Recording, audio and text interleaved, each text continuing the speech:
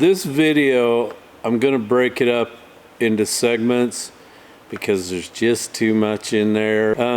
So on the timing deal, I'm gonna make a separate video, just a short one of that, an overview showing you how you do it.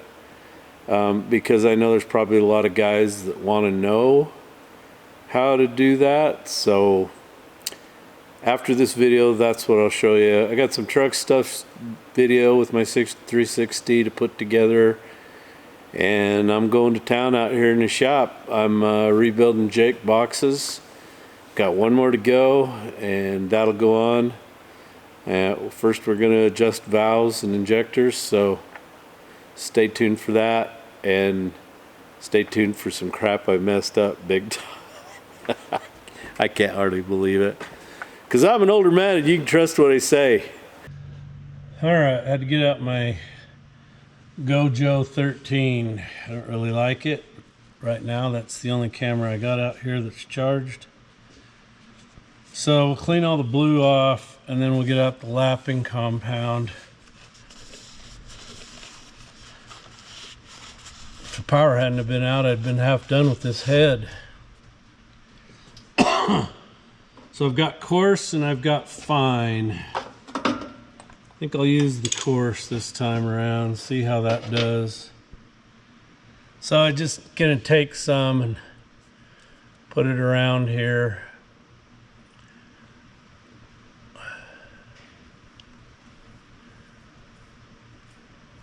There we go.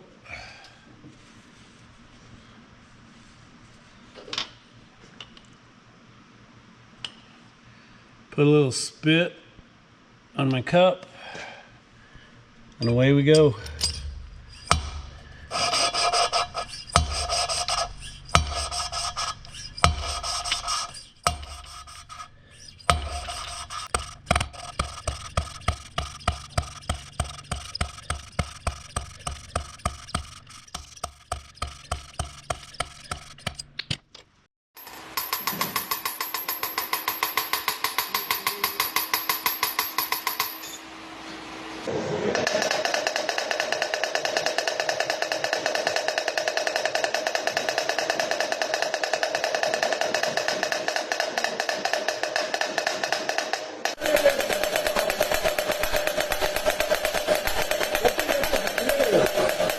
So there's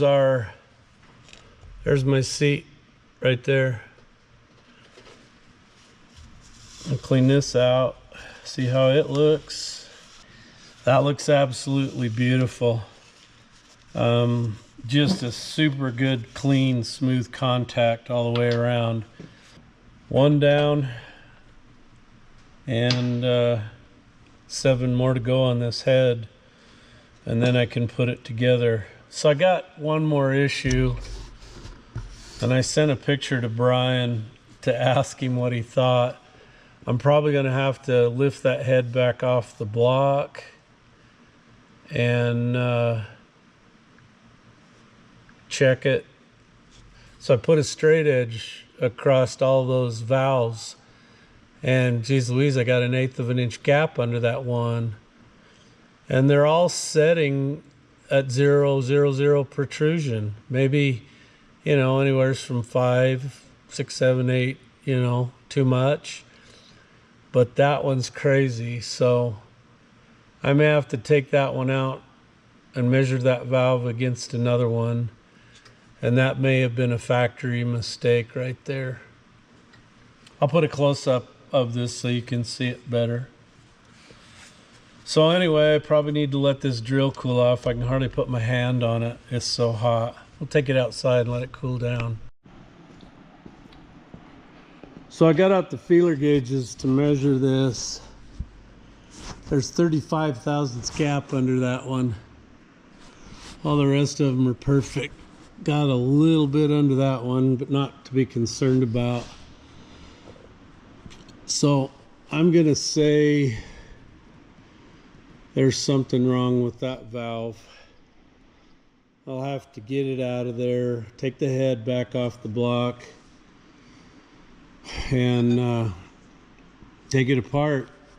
And I'm gonna have to start measuring all of them now to make sure that I don't have any more of them that are like that. So anyway, we'll just keep going on valves till we burn that drill up or get something done. So I want to show you my screw up. So this is the valve seat I had to take out.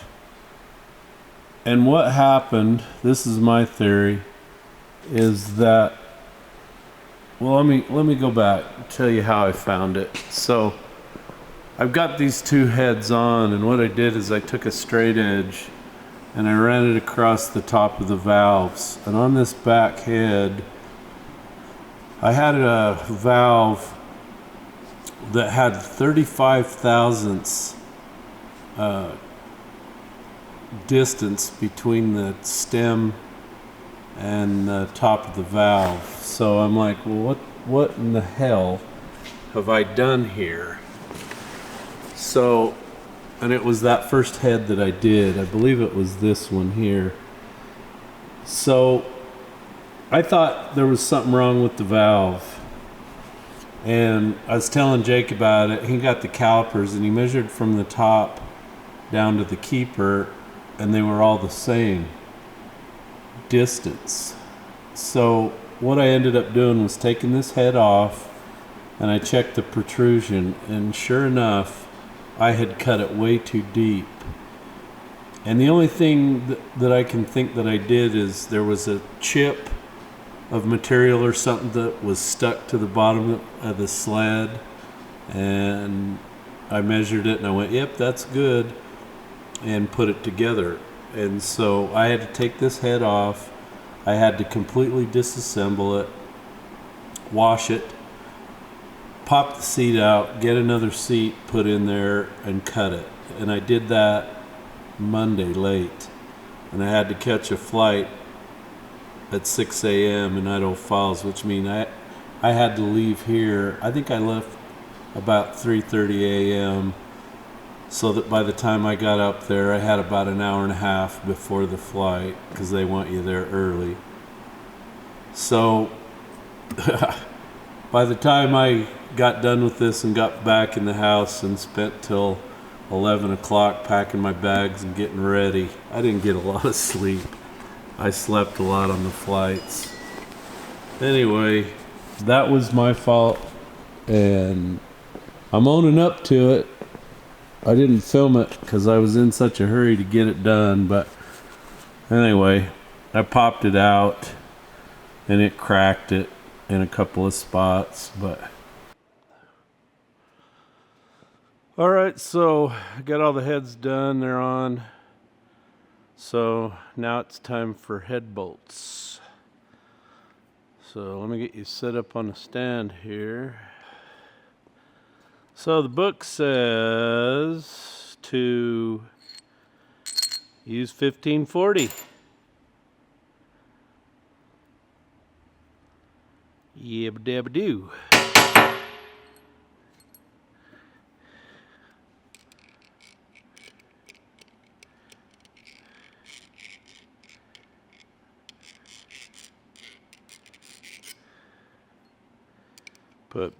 Says put oil under the washer, under the head. This is gonna take a while.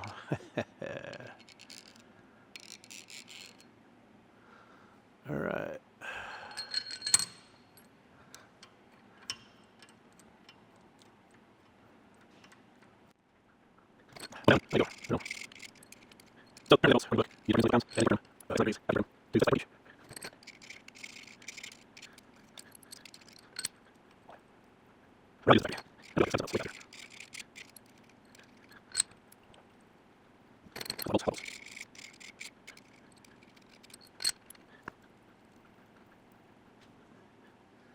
Okay, I'll get all these in and then bring you back when I get done. What it tells you in the book is go to initial torque of 100 foot-pounds. But what I'm going to do is just snug them up. I've done that head. You start here. I just crank them down a little. 2, then you go over here to 3, 4, 5, 6, and then you go, let's see, it was 7, 8, 9, 10, 11, 12.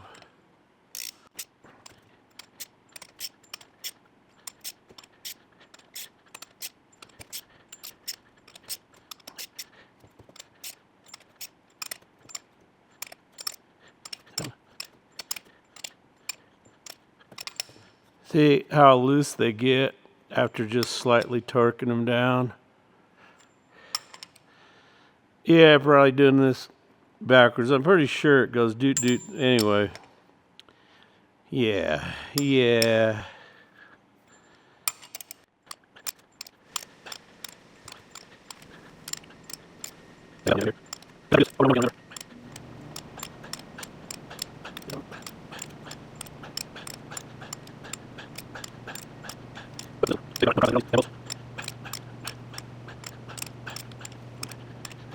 Let's go double check the book, see what it says here. It says step 1, 100 foot-pounds, step 2, 220, step 3, rotate 90 degrees, not less than 1 flat and not more than 2 flats. Repeat the tightening sequence to install each cylinder head. The markings on the head of the flange head cap screws serve as an aid during installation. After tightening the cap screw to 220 foot-pounds, mark the cylinder head adjacent to one of the 2 single marks, A or B, on the cap screw head. After all 12 cap screws on one head have been tightened to 220 foot-pounds, they must be rotated in the tightening direction an additional 90 degrees. Rotate the cap screw until the mark on the cylinder head is between the next 2 marks joined by an arc, more than 1 flat and less than 2 flats. When using torque plus angle, the tolerance on the 90 degree angle of rotation is 1 to 2 flats, 90 degrees plus or minus 30. If the cap screw is rotated beyond 2 flats, do not loosen the cap screw. The clamp load is still acceptable. However, rotating the cap screw beyond 2 flats causes additional stretch and reduces the number of reuses. With the correct tightening, the cap screw can typically be reused for the life of the engine. Okay, clear as mud, right? Okay, there's 100.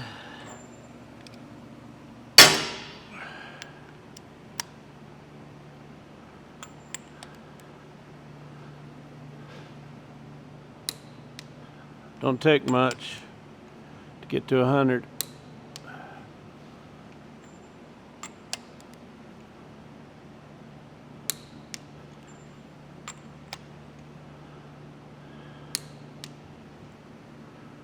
Can you imagine how many tons of force you're literally putting down on that with all these bolts?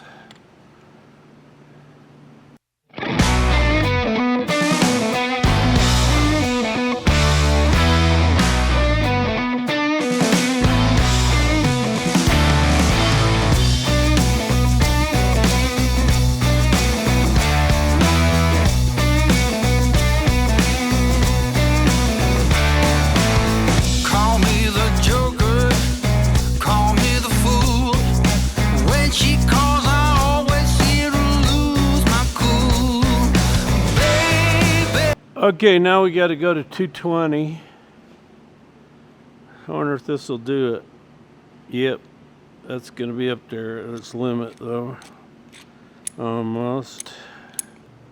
I'm going to have to bust out the big one for this. Man, this sucks. This little short bugger. Ha. All right, 3. Oh, Lord. I'm going to work up a sweat by the time I get done with this one. I'm just a moth to your plane. And don't you know that loving you is a train wreck waiting to happen? Don't you know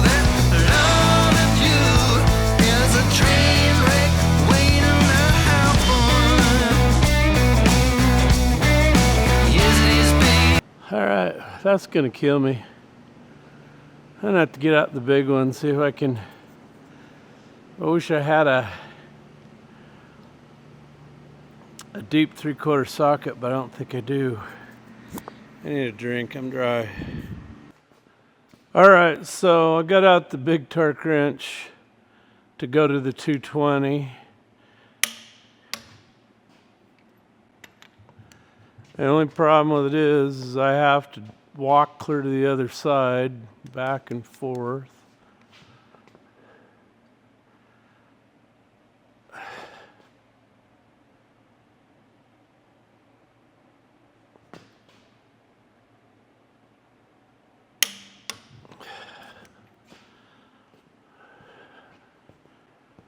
Because I don't have a deep socket to clear those valves. So the torque steps are huge jumps, 100 foot-pounds, and then straight to 220, which is a lot. Baby, no one gets me like you do. I said loving you is a train wreck waiting to happen. Don't you know that loving you is a train wreck waiting to happen? Don't you know, babe, loving you is a train wreck waiting to happen.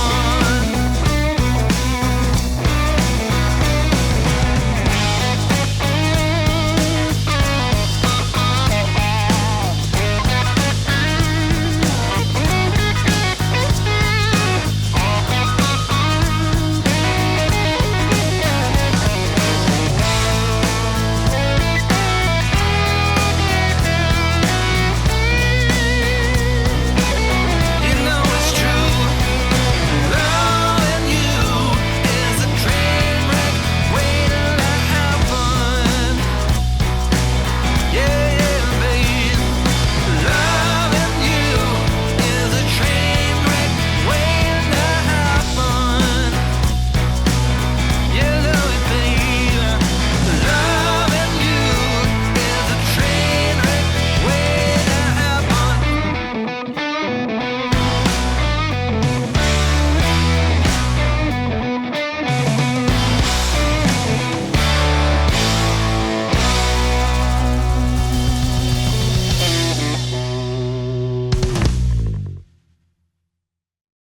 Okay, now I got to clean the heads off and get a marker and turn them 90 degrees, if you can believe it. That's an insane amount of torque. All right, I don't know if I'm going to have enough battery for all of this, but what you got to do is you mark it on the head and then 90 degrees over here, and you got to turn it 90 degrees. So let's find out. How much torque do you think it's going to take to do that? That's going to be interesting. Let's crank her up to 250. See what that does. Nope. Not even going to do that. Go another rotation, another 50.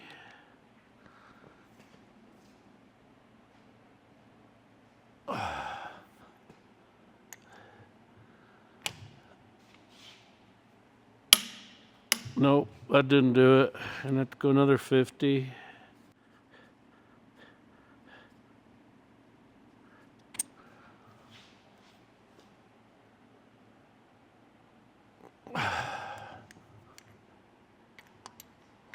A little bit more.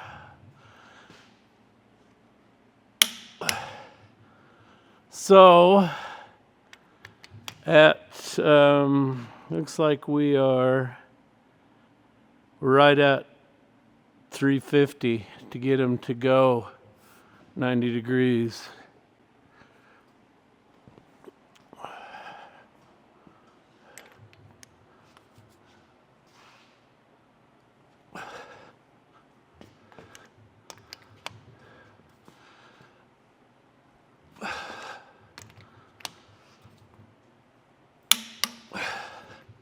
Wham bam, 350 does it.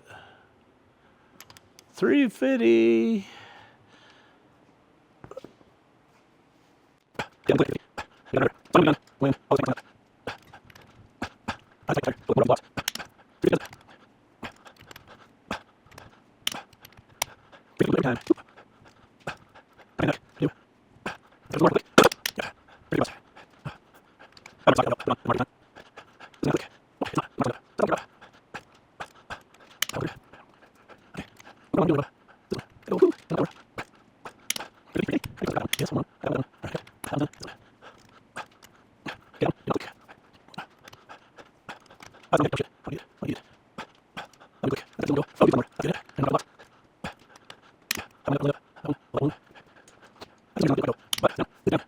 All right, I'm getting blisters on my hands again.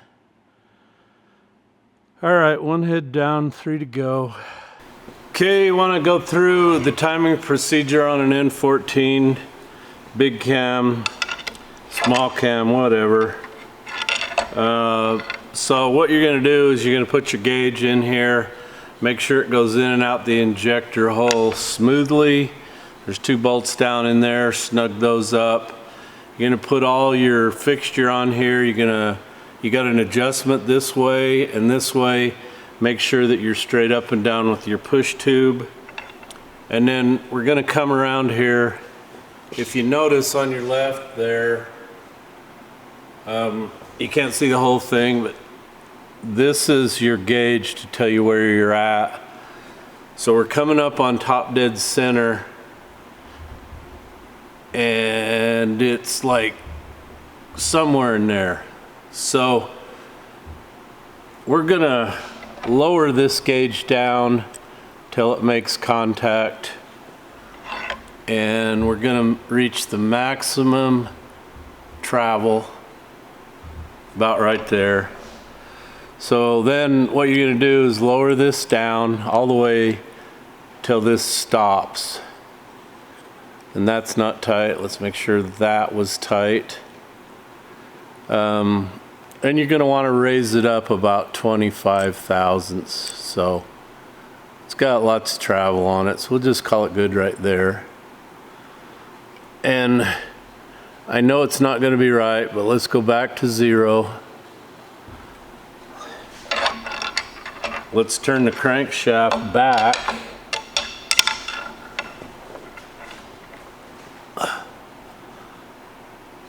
See, we're off. We're gonna be off, so let's readjust.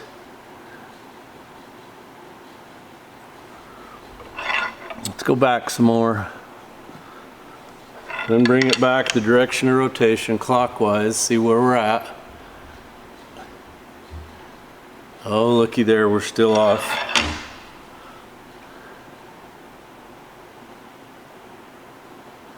So the piston travel is really critical because your crankshaft's rotating twice as much as the cam. So that's got to be accurate. So let's go a little bit more. Yep. So I think we're good. Let's go back.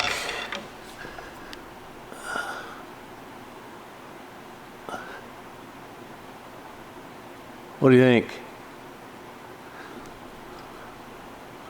It's pretty good. All right, now on this tag, and I'll lower this down for you, you can see the 90-degree mark clear down there. So we're going to go to the 90.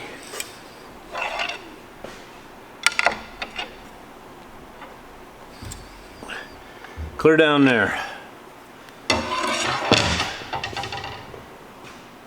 So now what we're going to do is we're going to set the injector gauge. So we're going to loosen it and we're going to run it down till it bottoms out. Do the same thing on it, come back 25 or so. And we're gonna zero this gauge right here. This is the base circle. So that's not really gonna change. Now, one of the things you need to remember is you've got to be on the compression stroke. If during the clockwise rotation these dials aren't going the same clockwise direction, you're on the wrong stroke. You're gonna have to crank it 180. So now, let's go back to top dead center, watching the gauge on the right.